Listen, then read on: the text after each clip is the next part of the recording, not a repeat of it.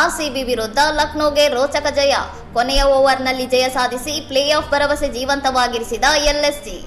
ಲಕ್ನೋ ತಂಡಕ್ಕೆ play of ಸ್ಥಾನಕ್ಕಾಗಿ ಮತ್ತು ಆರ್ಸಿಬಿಗೆ ಟೂರ್ನಿಯಲ್ಲಿ ಉಳಿಯಲು ಈ ಪಂದ್ಯದ ಗೆಲುವು ಅತ್ಯಂತ ಅನಿವಾರ್ಯವಾಗಿತ್ತು.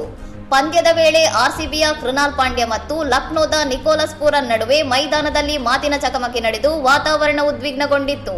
ಕೃನಾಲ್ ಎಸೆದ ತೀಕ್ಷ್ಣವಾದ ಬೌನ್ಸರ್ ಎಸೆತಗಳ ನಂತರ ಪೂರನ್ ಅವರು ಬೌಲರ್ ಬಳಿ ಬಂದು ಏನೋ ಹೇಳಿದಾಗ ಇಬ್ಬರು ಆಟಗಾರರು ಕೆಲ ಸೆಕೆಂಡ್ ಎದುರೆದುರಾಗಿ ನಿಂತು ಜಗಳಕ್ಕಿಳಿದ ದೃಶ್ಯ ವೈರಲ್ ಆಗಿದೆ.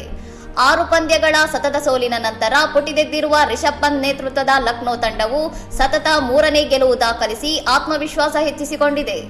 ಲಕ್ನೋ ತಂಡವು ಪ್ಲೇ ಆಫ್ ಹಂತಕ್ಕೇರಲು ತನ್ನ ಉಳಿದ ಎಲ್ಲಾ ಪಂದ್ಯಗಳನ್ನು ಗೆಲ್ಲುವುದರ ಜೊತೆಗೆ ಇತರ ತಂಡಗಳ ಫಲಿತಾಂಶಗಳ ಮೇಲೆಯೂ ಅವಲಂಬಿತವಾಗಬೇಕಿದೆ. ಇನ್ನಷ್ಟು ಸುದ್ದಿಗಳಿಗಾಗಿ ನೋಡ್ತಾ ಇರಿ ಸೌರಂ ಟಿವಿ.